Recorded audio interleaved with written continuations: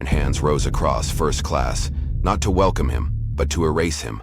They voted to move him, a man they knew nothing about, because of scars they couldn't bear to look at and skin they never tried to understand. No one asked who he was. No one cared what he carried. But if they had paused even for a second, they might have seen the strength in him, the kind you can't fake, the kind you can't buy.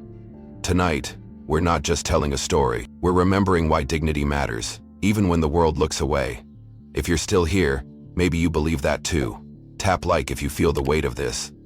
Subscribe if you want to hear more stories that aren't always easy but are always true. And tell me in the comments, where in the world are you watching from? I'd love to know who's standing with us, even from miles away. Melissa Collins adjusted the strap of her shoulder bag and took a deep breath as she entered the airport terminal. Her heart raced with excitement and a tinge of nervousness. This was her first time flying internationally in years, and it was made even more special by the gift her coworkers had given her, a first-class ticket to Sydney for her sister's wedding. Melissa was used to living vicariously through others' travel experiences, booking luxury vacations for clients at Sunshine Travel, but today was supposed to be her turn to live a dream. The airport buzzed with life, rolling suitcases echoing announcements, the faint smell of coffee drifting from distant kiosks. It all felt electric. She glanced around, feeling a bit out of place among the sea of business executives and seasoned travelers who seemed to glide through the terminal with an effortless grace. Her new outfit, a tasteful navy dress and simple heels, helped her blend in just enough to keep her anxiety at bay. She kept reminding herself, she belonged here. She deserved this. At gate 42, Melissa found a seat near the boarding area. She pulled out her boarding pass again, double-checking the embossed golden letters, first class. Her fingers brushed over them as if to confirm they were real. She couldn't stop smiling. Across the waiting area, she noticed a man sitting alone by the window. His face, marred by deep, brutal burn scars, drew occasional glances from other passengers, some curious, others repelled. His hands, resting on his lap, bore similar marks, twisted and disfigured. Melissa watched as mothers suddenly guided their children away from him, as businessmen chose standing over sitting next to him. Every time someone looked away or moved aside, a piece of her heart ached. She had seen that look before, a mixture of discomfort and dismissal, in the eyes of people who once avoided her father after his stroke left half of his face paralyzed. People didn't like being reminded of fragility. They preferred beauty, perfection, comfort. She looked at the man again. He wore a simple button-down shirt, khakis and worn sneakers. His ticket stuck out from his pocket, crumpled but visible. Melissa caught a glimpse of the seat number, 38D, coach class, middle seat. She frowned. 14 hours crammed in the middle of a long-haul flight with severe injuries sounded brutal. She wondered if the airline had made any accommodations for him. Somehow she doubted it. Flight 722. To Sydney. Now boarding first class and priority passengers. The announcement crackled over the speakers, snapping Melissa back to the present. She grabbed her things, heart pounding with excitement. As she approached the boarding line, she had to pass the burned man, who was struggling to gather his carry-on with stiff, trembling fingers. A small toiletries bag tumbled from his lap, scattering items across the floor. Several people saw but pretended not to notice. Melissa hesitated only a second before stepping forward. She knelt to help him, gathering the fallen items with quick, efficient hands. "Thank you," he said, his voice surprisingly soft and warm despite his rough exterior. "No problem," Melissa replied, handing him a small bottle of lotion. As she picked up his boarding pass, she noted the seat again, 38D. Melissa smiled politely and handed everything back to him. Hairs met for a moment, his gaze full of unspoken understanding. She continued toward the gate, handing her ticket to the agent. The woman scanned it and said, "Welcome aboard, Miss Collins," with a tight, forced smile. Melissa noticed how different the greeting was compared to the previous passengers, and how genuine the agent had been to the suited businessman ahead of her. Shaking it off, she walked through the jet bridge, breathing in the cold, recycled air as she entered the luxurious, first-class cabin. Plush leather seats, ambient lighting, the scent of fresh citrus. It was everything she had read about, everything she had dreamed of. She placed her carry-on in the overhead bin and sat down, running her fingers over the buttery soft armrests. Across the aisle, Two sharply dressed men exchanged a glance and a quiet chuckle as they noticed her. Melissa's cheeks flushed. She straightened her posture, determined not to let their judgment shrink her. She had earned her place here, and no one could take that from her. Or so she thought. From her seat, she could see the stream of coach passengers filing down the aisle, including the man she had helped. He shuffled slowly, his duffel bag banging awkwardly against seats as he maneuvered toward the back. The looks he received were harsher now, impatient, disgusted. Melissa swallowed hard. The injustice of it burned in her chest. And yet, when she turned back to her glossy champagne menu, she couldn't shake the feeling that this flight that day was not going to unfold the way she had imagined. Melissa settled into her seat, adjusting the silky blanket draped over the armrest. Yet she couldn't bring herself to relax. Her mind kept drifting to the burned man she had helped moments ago. Somewhere behind the first-class curtain, he would soon be wedged into a middle seat, trying to ignore the dozens of eyes that couldn't look at him without flinching. She shifted uncomfortably, the luxurious seat somehow feeling too large, too indulgent now. A soft chime signaled the final boarding call, and a few last-minute passengers hurried down the jet bridge, laughing and chatting loudly. 3 men in sharp suits entered first class, their colognes mixing into a thick cloud of expensive arrogance. Melissa watched them as they claimed seats across the aisle from her, unbuttoning their tailored jackets and loosening their ties, as if the entire plane belonged to them. One of them, a tall man with slicked-back blonde hair, glanced toward the back of the plane where coach passengers were still boarding. He nudged his companion with a smirk, tilting his chin slightly. "Hey, check out Freddy Krueger back there," he whispered, loud enough for Melissa and several others to hear. His voice dripped with derision. The other 2 men snickered behind their hands, pretending to cough to mask their laughter. But the cruelty was obvious. Melissa stiffened. She turned slightly, catching a glimpse of their target, the burned man, Garrett, awkwardly maneuvering through the narrow aisle, his duffel bag dragging behind him like a burden. His face was expressionless, carefully schooled into a mask of indifference, but Melissa could feel the humiliation bleeding from him in waves. "I can't believe they even let people like that on these flights. Another. It's disgusting. Kids shouldn't have to see that." Melissa's hands clenched into fists in her lap. She bit the inside of her cheek to keep from speaking, to keep from making a scene before she understood what was happening. But every fiber of her being screamed at the injustice unfolding so casually around her. These men, wrapped in wealth and entitlement, saw no problem treating another human being like trash, like something less than human. Claudia Harper, the lead flight attendant assigned to the first-class cabin, strutted down the aisle with a practiced grace that spoke of years of training. Her uniform was immaculate, her blonde hair pulled into a severe bun that seemed to lift her entire face into an expression of permanent judgment. She paused near Melissa's row, taking quick inventory of the passengers, her gaze sharp and assessing. Melissa noticed how Claudia's demeanor brightened around the suited men, her smile turning genuine, her tone syrupy sweet as she offered them pre-departure champagne. But when Garrett finally reached the curtain separating the coach from first class and paused uncertainty, Claudia's entire body language shifted. Her smile froze, her posture stiffened.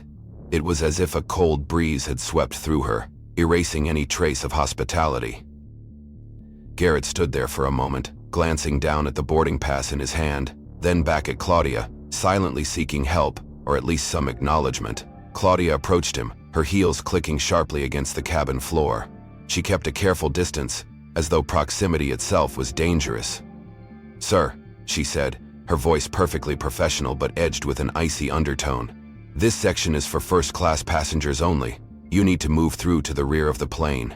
Garrett nodded silently and continued on without a word, disappearing into the coach cabin like a ghost. Melissa exhaled slowly, feeling like she had witnessed a minor tragedy no one else even recognized.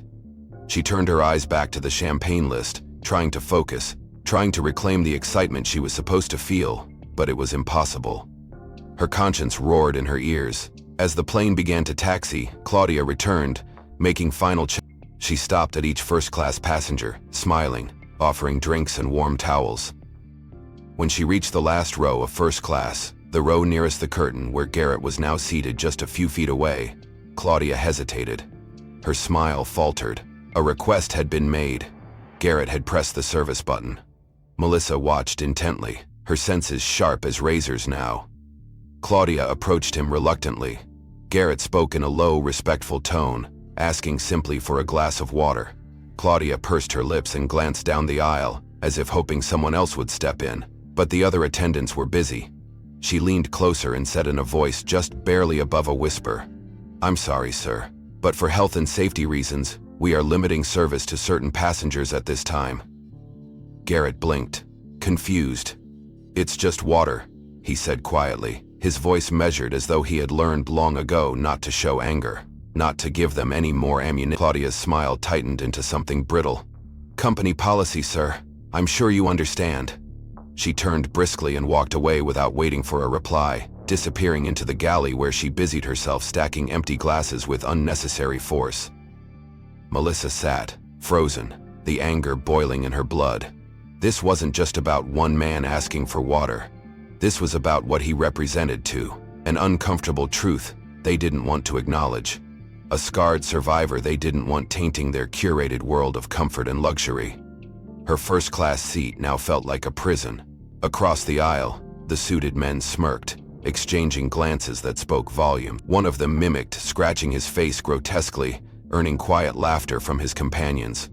Melissa's heart hammered against her ribs. She looked toward the curtain separating her from Garrett, then back at Claudia, who was now laughing softly with another attendant, her earlier coldness evaporating like it had never existed. The plane lifted into the night sky, and for a moment everything seemed suspended, the city lights below, the quiet betrayal unfolding above, and the unbearable tension stretching thinner and thinner like a wire about to snap. The plane cruised steadily above the clouds, the seatbelt signs dimming with a soft chime, but the tension Melissa felt had only grown thicker, coiling in her chest like a living thing. She unbuckled her belt, telling herself she needed to stretch her legs, but really, she couldn't sit still another second, not while injustice festered in every corner of the cabin. Making her way carefully past the gleaming rows of first-class seats, she slipped through the thin blue curtain into the cramped aisles of the coach, her eyes scanning for Garrett. She spotted him squeezed uncomfortably between two larger passengers near the very back of the plane, his broad shoulders hunched inward, his knees jammed against the seat ahead of him. Even from a distance, Melissa could see the stiffness in his posture, the careful way he tried not to brush too close to anyone else. Her heart tightened painfully. As she approached, Garrett shifted in his seat, trying to retrieve something from his duffel bag wedged awkwardly under the seat in front of him. In doing so, his grip slipped, and the bag tumbled out into the narrow aisle, scattering its contents, papers, a battered notebook, a few personal items. Several nearby passengers cast disdainful looks but made no move to help. One woman, elegantly dressed in pearls and a tailored cream jacket, actually pulled her designer purse closer to her lap, lips pursed in irritation, as if Garrett's spilled belongings might somehow contaminate her. Without thinking, Melissa knelt down and began gathering his things, her movements quick but careful, trying not to draw attention but knowing it was already too late. Garrett looked at her, startled, the gratitude in his eyes immediate and raw. But before he could say anything, the woman in the cream jacket leaned sharply into the aisle, her voice slicing through the low murmur of the cabin. "You shouldn't be touching that," she snapped, her tone dripping with disgust, her manicured hand gesturing vaguely toward Garrett as if he were something filthy. "It's unsanitary. People like that." She stopped herself, but the implication hung heavy and poisonous between them. Melissa froze for half a second, stunned by the woman's blatant cruelty. She straightened slowly, clutching Garrett's notebook in her hands, and turned to face the woman fully, her voice steady but edged with steel. He dropped his things. "I was helping," she said evenly. The woman sniffed disdainfully, her gaze flickering from Garrett's scarred hands to Melissa's determined expression. "Suit yourself," she muttered, turning away with a theatrical shudder, as if Melissa's kindness were some kind of contamination itself. Garrett remained silent, but Melissa could see the tension in his jaw, the tightness in his shoulders, the practiced way he swallowed his anger, as if he had learned long ago that responding would only make it worse. Melissa handed him the last item, a frayed leather wallet, and gave him a small smile that she hoped conveyed solidarity, not pity. Garrett nodded once, a silent thank you that carried the weight of 1,000 unspoken. Melissa returned to her seat, her steps heavier than before, her mind burning with outrage she could neither express nor extinguish. As the flight wore on, the inequities continued to pile up like ash from a slow, smoldering fire. Hours into the flight, during a lull in the meal service, Garrett pressed the call button above his seat, prompting one of the attendants, a young man with a sharp haircut and a badge that read Kyle, to approach. Garrett spoke quietly, too softly for Melissa to hear from where she sat, but she could see the careful, almost apologetic set of his shoulders. After a brief exchange, Kyle frowned, glanced up and down the packed cabin, and shook his head curtly. Garrett leaned back, his request clearly denied. Melissa caught fragments of Kyle's words as he moved briskly past her. Full flight, nothing we can do, everyone's assigned seats. But not 10 minutes later, Melissa witnessed something that made her blood run cold. A woman, young and impeccably dressed in a sleek red blazer and high heels, approached Kyle near the galley. She spoke animatedly, flashing a winning seat in the coach. Kyle's demeanor transformed immediately. The stiff professionalism melted into something bordering on flirtatious charm. Within minutes, Kyle was tapping into his tablet, juggling seating arrangements, and moments later the woman was guided into an empty aisle seat closer to the front. More space, better service, all granted without hesitation, simply because of her appearance. No waiting, no full flight excuse. So hard, her knuckles turned white. She watched Garrett out of the corner of her eye, wondering if he had noticed too, wondering if he felt the same sickening confirmation of where he stood in their eyes. Invisible when convenient, rejected when inconvenient, unwelcome at every turn. Claudia breathed down the aisle again, her heels passing over Garrett without so much as a flicker of acknowledgement. She stopped only to adjust a pillow for a teenager in business class, laughing softly at some idle joke he made.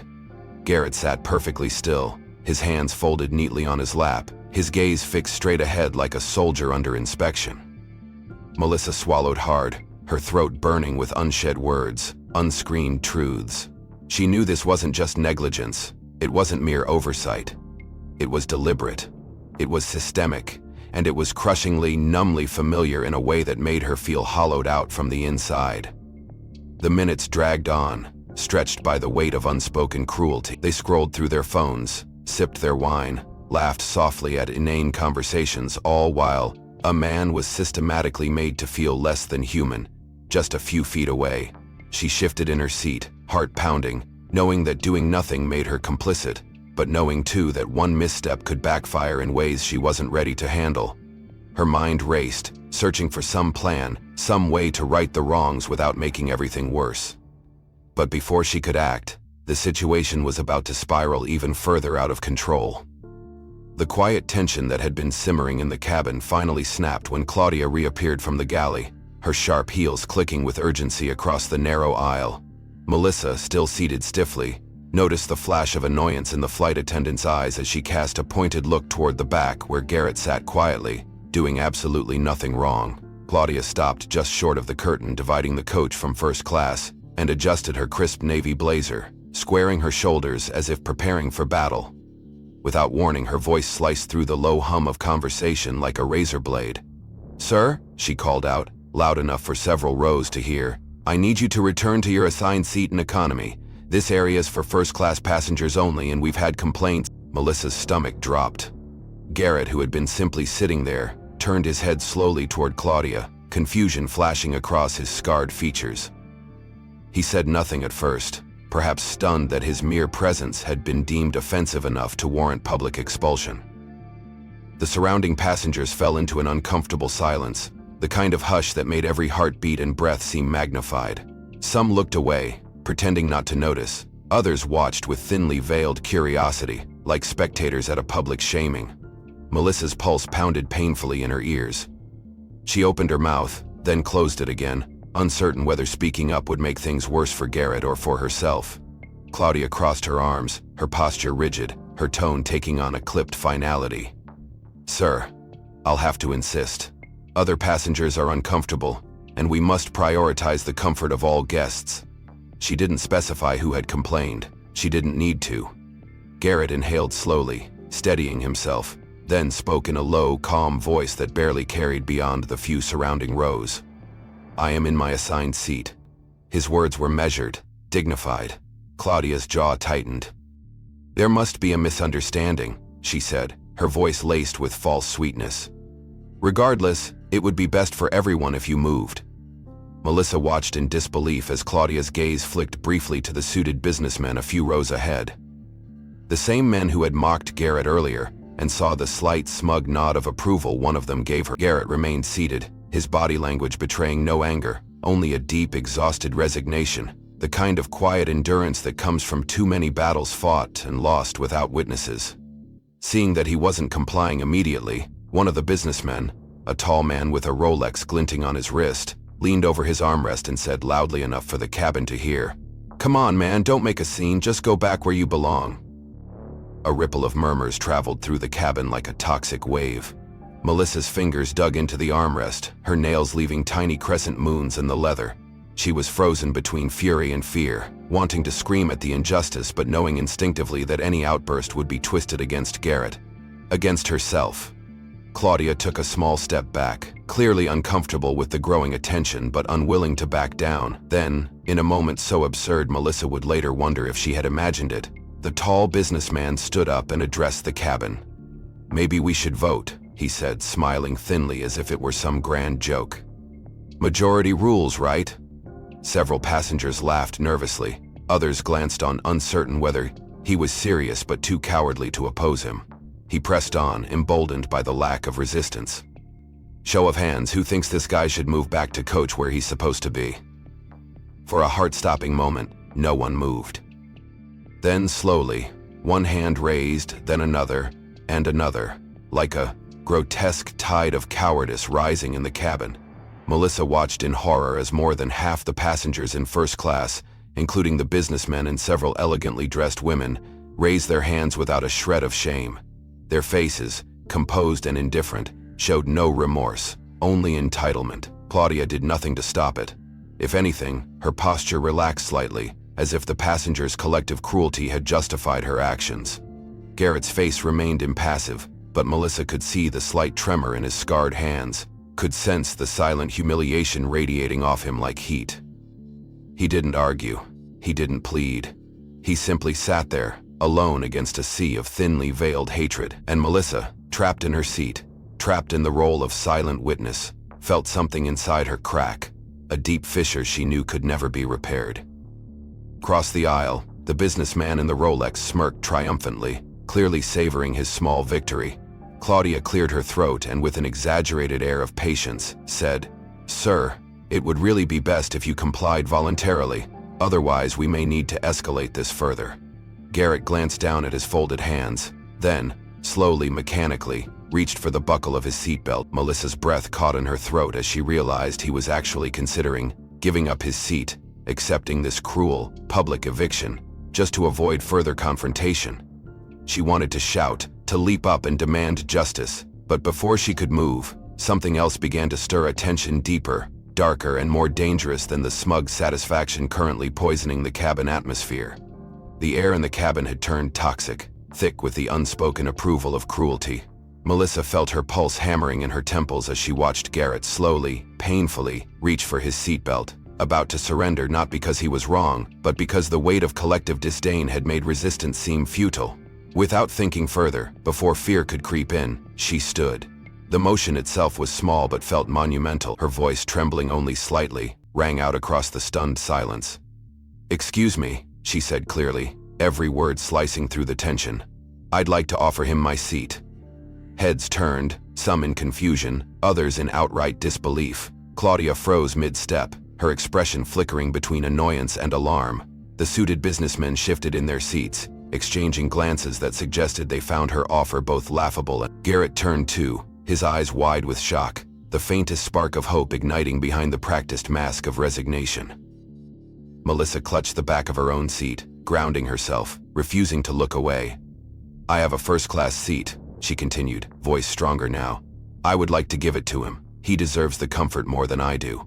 For a heartbeat, the world seemed suspended. Then Claudia recovered, her practiced professionalism snapping back into place, though her smile was thin and brittle. "I'm sorry, ma'am," she said, stepping closer, her voice low but sharp. "But that won't be possible." Melissa blinked, startled. "Why not? It's my seat. I'm allowed to offer it." Claudia's smile tightened further. For security and service consistency, we can't permit passengers to exchange seats, especially between classes, she said, reciting the words as if they were law. Melissa's brow furrowed. She had worked in travel for years. She knew such a restriction didn't exist in any handbook. Passengers switched seats all the time, often at the crew's discretion. Inappropriate, Melissa pressed, trying to keep her frustration at bay. Claudia's lips thinned. She leaned in closer, her voice dropping to a whisper so cold it chilled Melissa's blood. It's not appropriate, she hissed. It would send the wrong message. A white woman offering him first-class privileges? It's not a good look, ma'am. I suggest you remain in your assigned seat and let us handle it. Melissa recoiled slightly, as if slapped. She opened her mouth to argue further, but a fresh wave of murmuring rose from the nearby seats. She turned, only to see several passengers whispering behind hands and menus, darting glances at her filled with mixture of contempt and amusement. Attention seeker, someone muttered audibly. Probably just trying to go viral. Another snickered. Doing it for the cameras. Melissa's cheeks flushed, not from shame, but from the searing injustice of it all. She hadn't even thought about cameras or fame.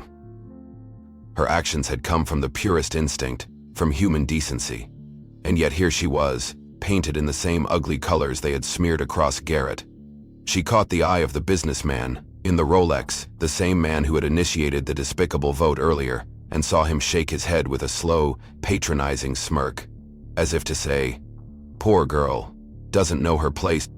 "Please, ma'am," she said loudly enough for others to hear, "return to your seat and let us handle this matter appropriately."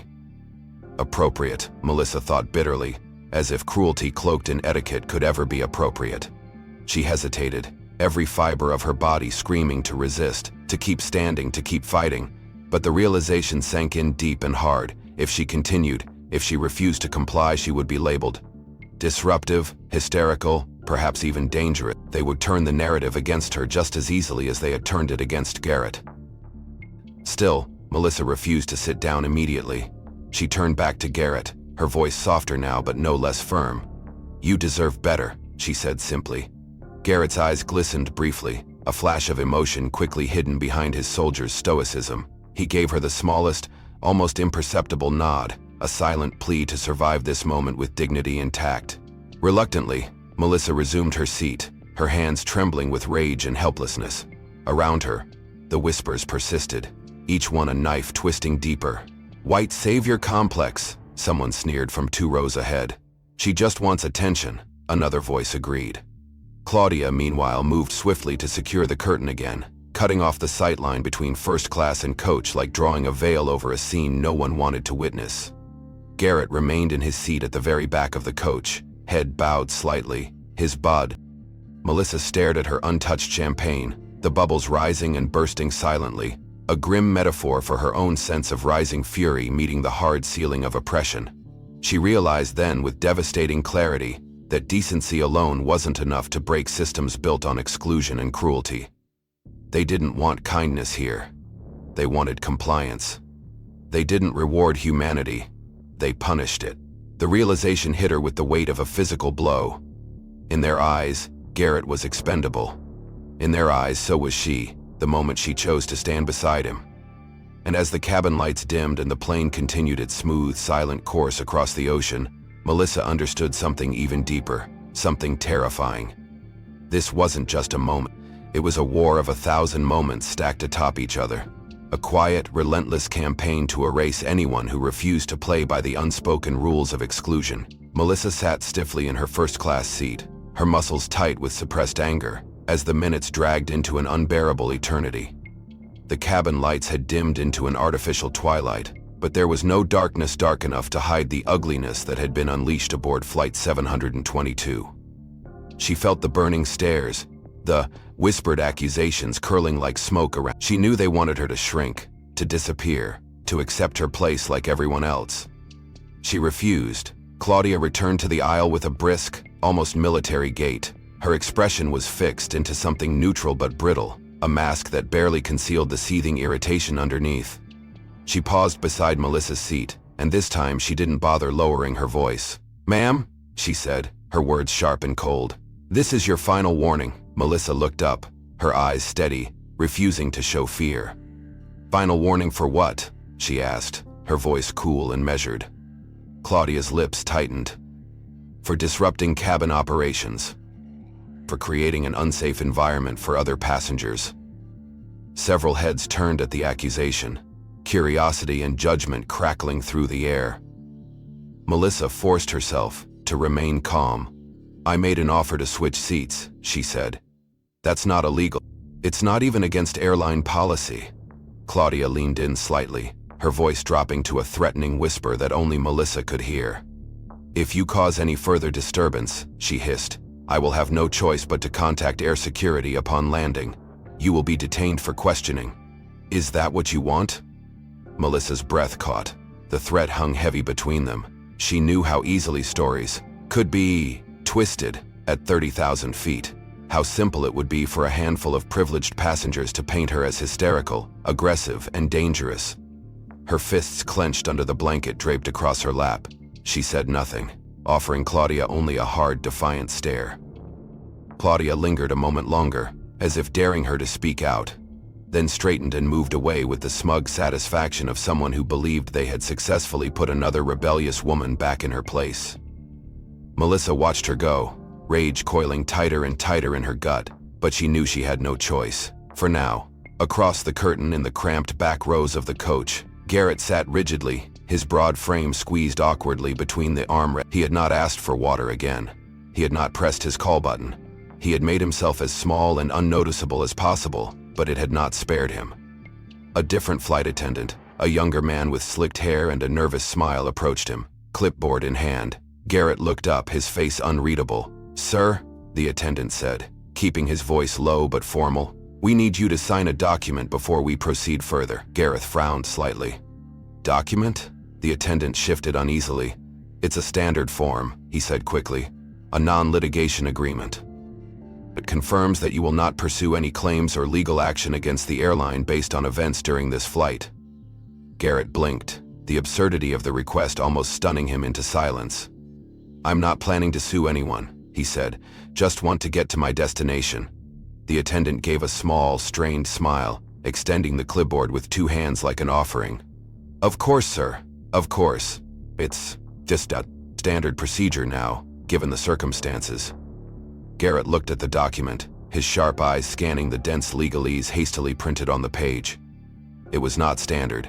It was a blatant attempt to silence him before he could even think of speaking out. By signing, he would waive his rights. He would give up any future claim against the discrimination, the humiliation he had suffered at the hands of the airline. Melissa, craning her neck slightly, caught sight of the exchange. She couldn't hear the words, but she recognized the posture, the defeated slump of Garrett's shoulders. The sight ignited something fierce inside her, something primal and righteous. Garrett picked up the pen offered to him, holding it for a long moment. His scarred fingers trembled slightly, not from fear, but from the sheer magnitude of what was being asked of him, to surrender not only his dignity but also his voice. The young attendant hovered awkwardly, glancing nervously up and down the aisle, as if worried that someone might notice this quiet coercion. Around them, the other passengers pretended not to see, burying their faces deeper into their tablets and books. Garrett exhaled slowly, setting the pen down without signing. His voice when he finally spoke was low but firm. I'm not signing anything, he said. The attendant stiffened. Sir, I must inform you that refusal to cooperate could result in further action against you upon landing. Garrett met his gaze steadily, unflinching.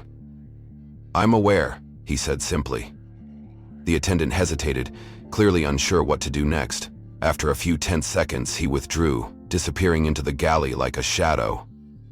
Melissa sat frozen, her mind racing. She knew Garrett had just placed himself at even greater risk. She knew they would not take his defiance kindly, but she also knew he had chosen the harder path, the right path, and he would not walk it alone, not if she had anything to say about it. The cabin seemed to grow colder, the silence more oppressive, as the plane hurtled through the night sky, carrying its fragile, volatile cargo of injustice and resistance toward a confrontation neither side could avoid. Melissa's hands trembled slightly as she smoothed her skirt, her mind racing faster than the plane speeding through. The night sky, everything inside her screamed to act, but she knew better than to charge headlong into a system rigged to crush dissent. No, She needed to be strategic. She needed allies. And she needed Garrett to know he was not alone. Rising slowly from her seat, pretending to stretch, she slipped past Claudia's hawk-like gaze and made her way toward the back of the plane, where Garrett sat, shoulders stooped under an invisible yet crushing weight. She approached him carefully, aware of the dozen eyes trailing her movements, the whispered speculation building like static in the narrow aisles. Stopping beside his row, she bent down as if to retrieve something from her bag, her head low, her voice barely above whispers. "I know aviation law," she murmured into his ear, her words urgent but steady. "I know passenger rights and civil liberties. What they're doing is illegal. I'm not going to let them get away with it, but you have to trust me." Garrett turned his head slightly, his scarred features inscrutable in the dim light. For a heartbeat, he said nothing, studying her with eyes that had seen too much betrayal to believe in easy promises. Then, slowly, almost imperceptibly, he nodded. Melissa felt a surge of determination flood through her. She straightened, ready to act, ready to challenge the injustice festering in the very air they breathed. But before she could take another step, Garrett lifted his hand in a quiet, halting gesture. He reached into the inner pocket of his simple, battered jacket, and when his hand emerged, it was holding a slim, laminated card. No fanfare, no grand declaration, just a small, deliberate motion, offered only to Melissa, as if entrusting her with a truth few others deserved to know.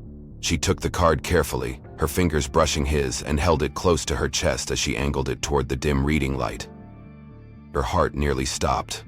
On the card, crisp and undeniable, was the seal of the United States Army. Beneath it, in clear block letters, colonized thumb square it, United States Army Special Forces. Decorations, Medal of Honor, recipient. Melissa's breath caught audibly. She looked up at him, eyes wide, struggling to comprehend the magnitude of what she held. This wasn't just a victim of casual cruelty. This was a national hero. A man who had stared death in the face and saved lives at unimaginable cost. A man who had stood on the White House lawn, accepted the nation's highest military honor from the president himself, and now sat crammed into a coach seat, humiliated by the very citizens he had risked everything to protect. Garrett gave a small, almost apologetic shrug, as if to say, "I didn't want it to matter." Melissa's throat tightened painfully. It did matter. It mattered more than anyone around them could possibly understand. The enormity of the injustice slammed into her like a physical blow. These people hadn't just disrespected a wounded traveler. They had mocked, ostracized, and sought to erase a man whose sacrifices they couldn't even begin to fathom. Garrett reclaimed the card with a subtle nod, slipping it back into his jacket as discreetly as it had appeared. Melissa fought to compose herself, schooling her features into a mask of calm. She knew now that this wasn't just about seat assignments or social discomfort. It was about principle. It was about honor. And they were standing on a precipice where one more wrong move could send everything spiraling beyond control. She leaned down again, her voice fierce but quiet. "They don't know who you are," she whispered, "but they're about to find out." Garrett didn't smile, but there was a faint glimmer in his eyes, a silent acknowledgement of the storm she was about to unleash on his behalf. Melissa turned and made her way briskly back toward first class, her steps surer now, her heart hammering not with fear but with purpose. Claudia spotted her immediately, her expression pinching into a frown, but Melissa didn't slow.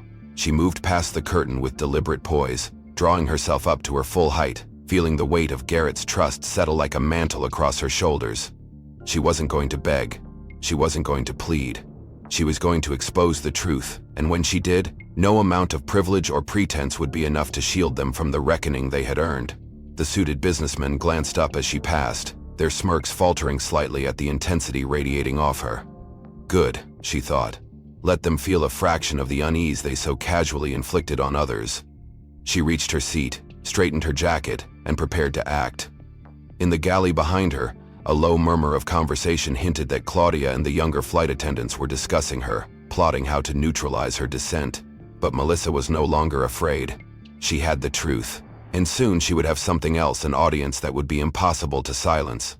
Melissa slid back into her first-class seat with a purposeful calm that belied the storm brewing inside her.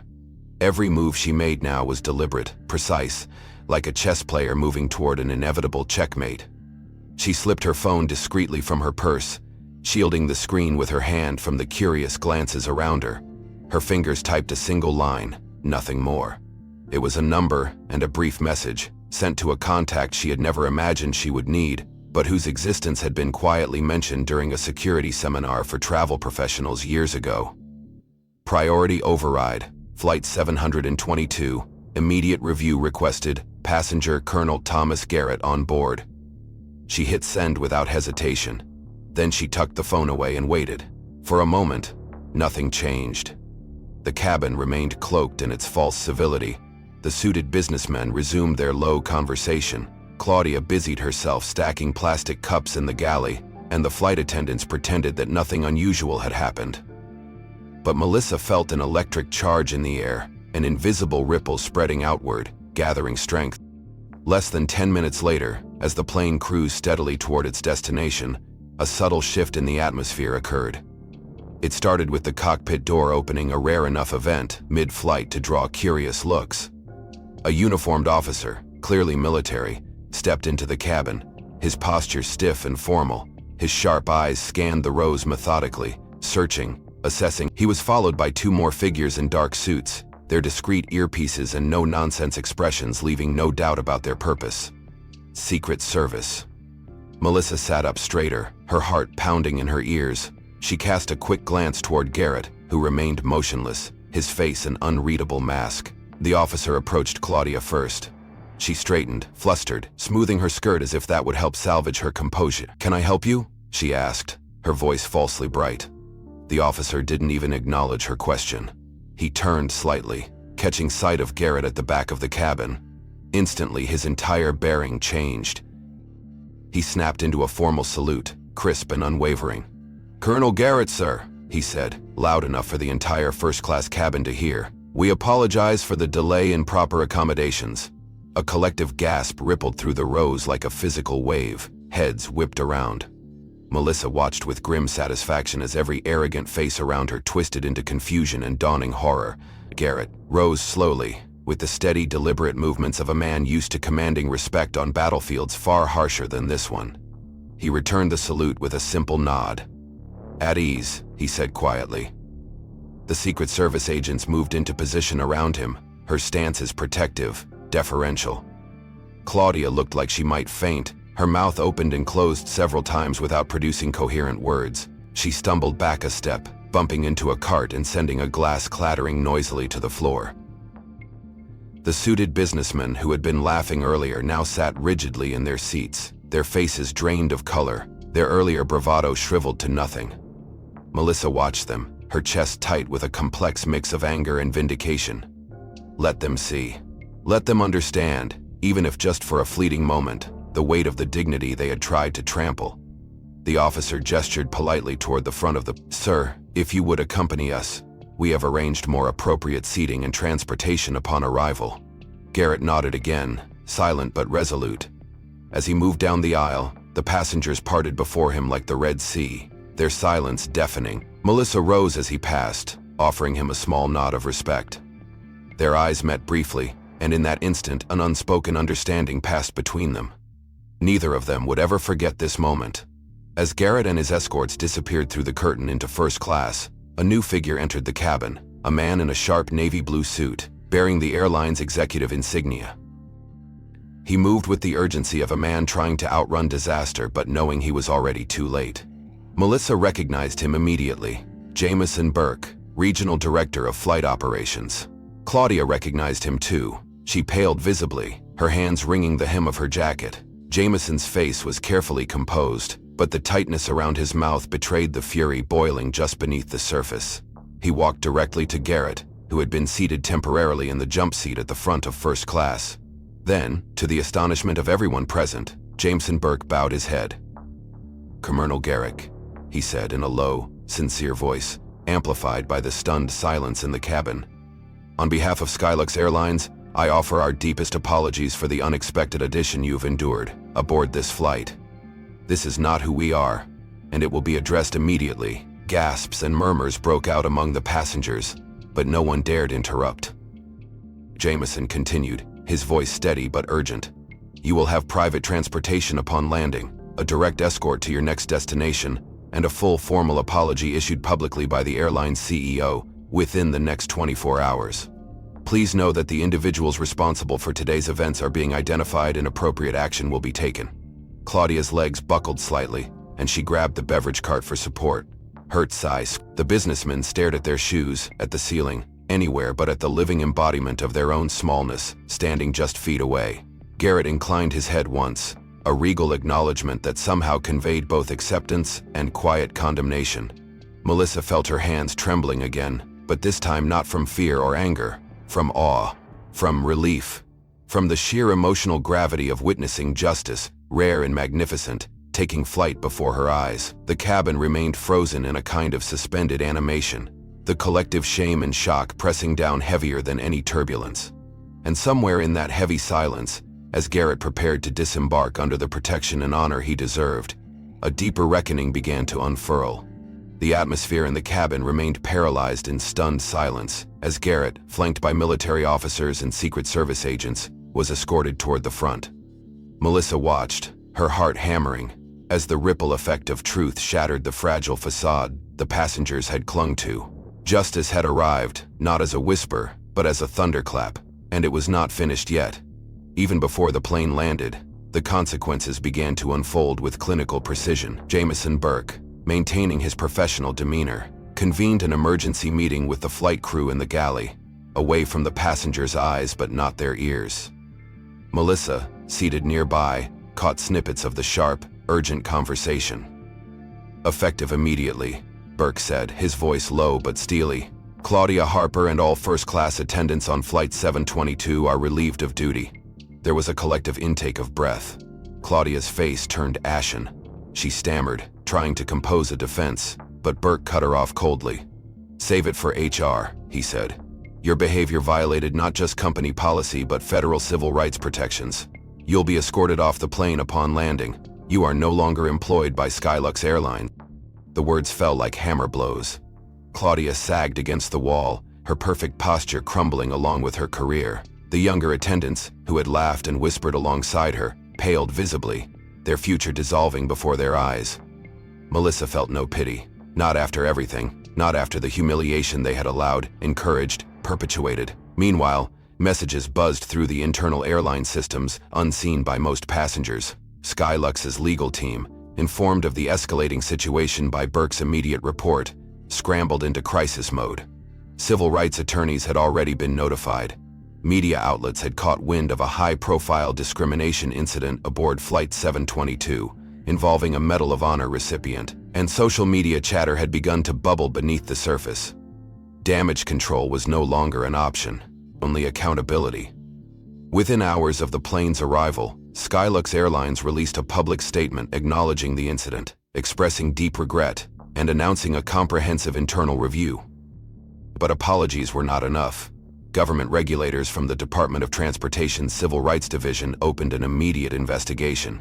It became clear that penalties would be severe. Preliminary estimates placed the fines in the millions. Skylux faced not only legal action but also devastating reputational fallout. Investors panicked, stock prices dipped, shareholders demanded resignations, and inside the plane, the reckoning continued. As Garrett exited first class, moving with quiet authority, Burke gestured to a second clipboard, handed to him moments earlier by one of the Secret Service agents. Melissa caught a glimpse of the bolded title at the top, Passenger Conduct Review Flight 722. Burke's voice, amplified now for the entire first-class cabin to hear, was clear and merciless. Due to their participation in discriminatory behavior and disruption of cabin operations, the following passengers are hereby placed on Skylux Airlines' permanent no-fly list, effective immediately. Hogas fell so thick it seemed to suck the oxygen from the room. Burke began reading names. One by one, he called out the smug businessmen who had orchestrated the mock vote, the women who had laughed, whispered, encouraged, the pearl-clutching lady who had shuddered when Melissa helped Garrett pick up his bag. Each name was a bullet of justice, each announcement a blow against the armor of their entitlement.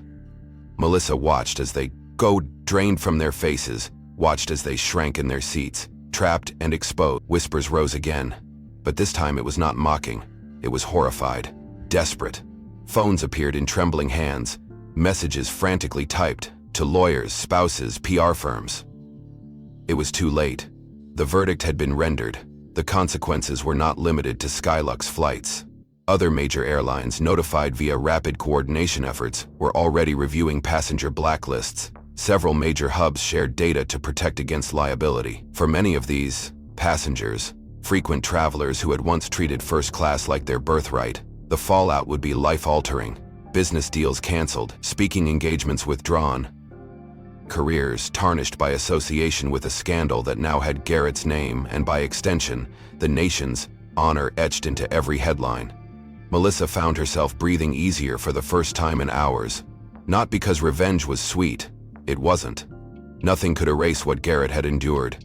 Nothing could undo the weight of all the silent injustices that had led to this night. But because, for once, injustice had not been allowed to fester unchecked. For once, the rot had been carved out publicly, and the system was forced to bear witness to its own corruption. She turned slightly and caught Garrett's eye as he stood near the exit, waiting patiently for final clearance to deplane. He gave her the smallest nod of acknowledgement, gratitude and solidarity wrapped into a single gesture.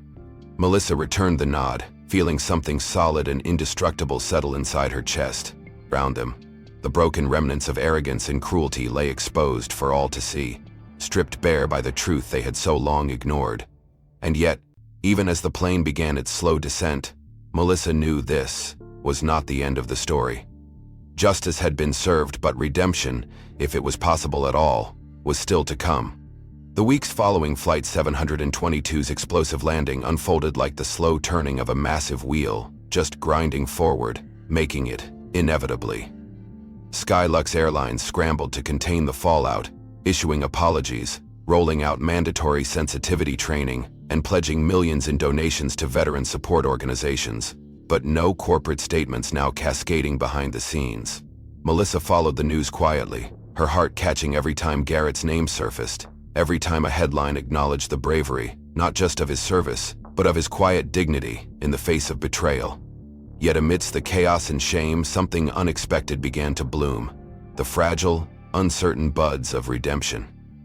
Claudia Harper, once the epitome of polished cruelty in a navy blue uniform, found herself adrift after her very public termination. The severance was swift, the disgrace swiftest still. She became a pariah overnight, her name dragged through the court of public opinion, her once immaculate reputation left in tatters. For weeks, she spiraled, grappling with the enormity of what she had lost, but more painfully, confronting the reflection of who she had been. Late one night, alone in her small apartment surrounded by unopened letters from former colleagues and news clippings she could no longer bear to read, Claudia stumbled across a documentary playing on public television.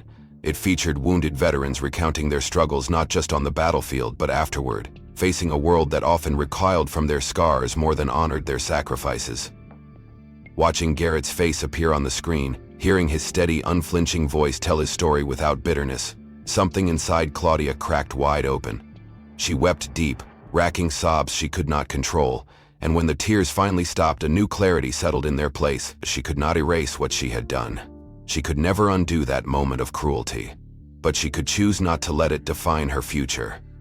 2 days later, Claudia walked into the small, nondescript office of Unity Steps, a nonprofit organization dedicated to fighting racial and disability discrimination.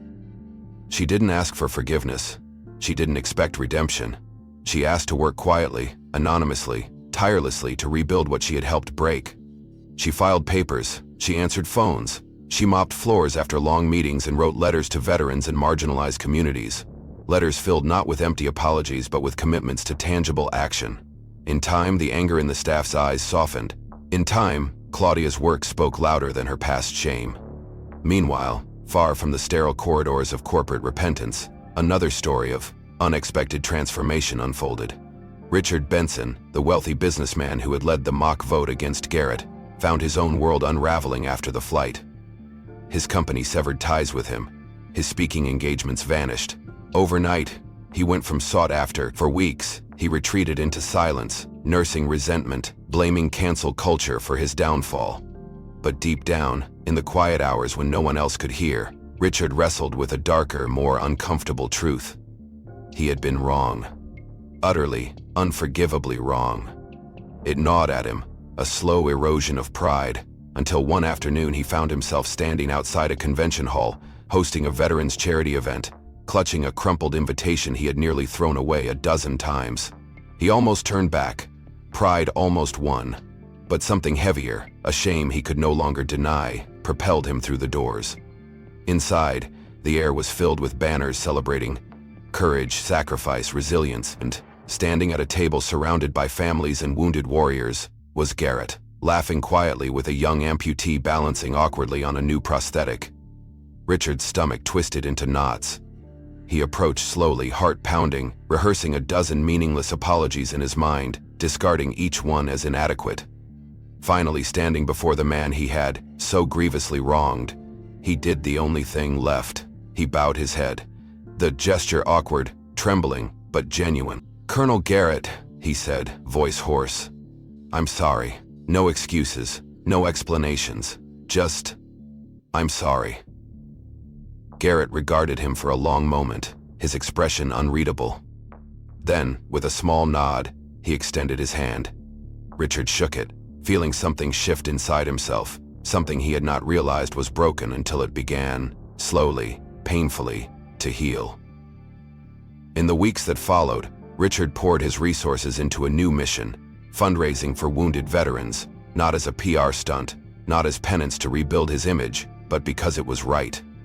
Because finally he understood what service, sacrifice, and dignity truly meant. Melissa heard about it months later, sitting at her desk at Sunshine Travel, thumbing through postcards from places she had once only dreamed of visiting. One headline caught her eye: "Former executive launches record-breaking fundraiser for wounded warriors." Melissa smiled beneath, showed Richard Benson standing beside Garrett, their smiles solemn but real. Melissa smiled to herself, a small private victory blooming quietly in her chest.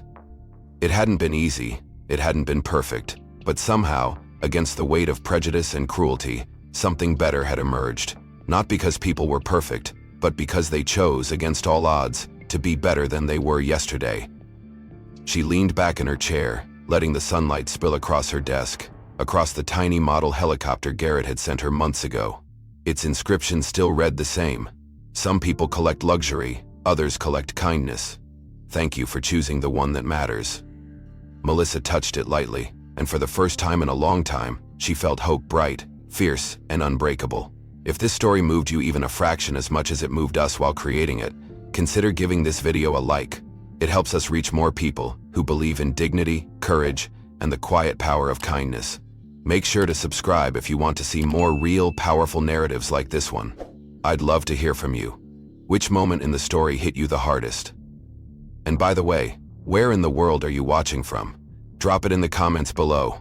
Let's see how far this message of hope and justice can reach.